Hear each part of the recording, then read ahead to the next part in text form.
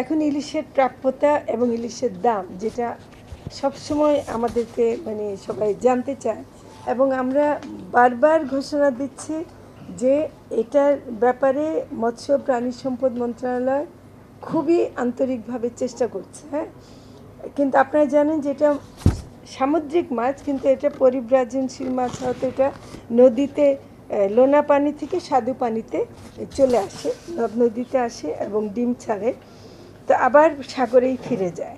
তো কিন্তু ইলিশ আসলে কম বেশি সারা বছরই ডিম ছাড়ে, শীতকালেই শুধু একমাত্র একটু কম পাওয়া যায়।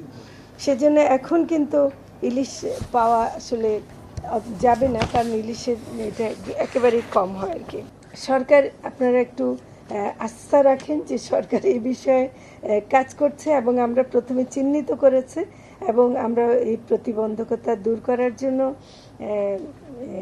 আমরা সত্যি এটা একটু চেষ্টা করছি আর কি। না, আসলে ভারতে ইলিশ পাঠানোর ব্যাপারটা এসেছিল আসলে গত সরকারের আমলে, রপ্তানি নিষেধাজ্ঞা থাকা সত্ত্বেও ভারতে দুর্গাপূজার সময় একটু এটা দিচ্ছিল এবং গতবারও আমরা যখন বলছি যে আমরা দেব না, তখন যেটা হলো যে সেখানকার বাঙালিরা খুব দুর্গাপূজার সময় এটা চেয়েছিলেন এবং আমরা শেষ পর্যন্ত দিয়েছি কিছু। কিন্তু আসলে এটা এখনও আমাদের অবস্থান হলো আমরা এই ধরনের রপ্তানিগুলো করতে চাই না।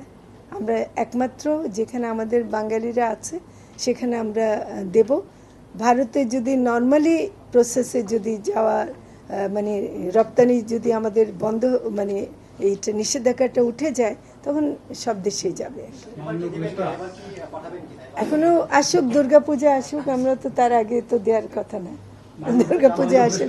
এবারের হিসাবটা এমনভাবে করেছে যে ভারতের নিষেধাজ্ঞার পিরিয়ডের মধ্যেই পড়বে, ওরা একটা দিনও বাড়তি পাবে না, যেখানে আমাদের নিষেধাজ্ঞা আছে ওদের নাই, ফলে ওদেরও নিষেধাজ্ঞা আছে, ফলে ওদের যারা ল এনফোর্সিং এজেন্সি আছে তাদেরও দায়িত্ব ওদের ট্রলারগুলোকে থামানো, আমাদের দায়িত্ব আমাদের ট্রলারগুলোকে থামানো। আগে আমরা সেটা করতে পারিনি এই কারণে যে ওদেরকে আমরা আটকে রেখেছি, কিন্তু ভারতের ওরা চলে আসতে পেরেছে যেহেতু তখন তাদের নিষেধাজ্ঞা পিরিয়ড ছিল না।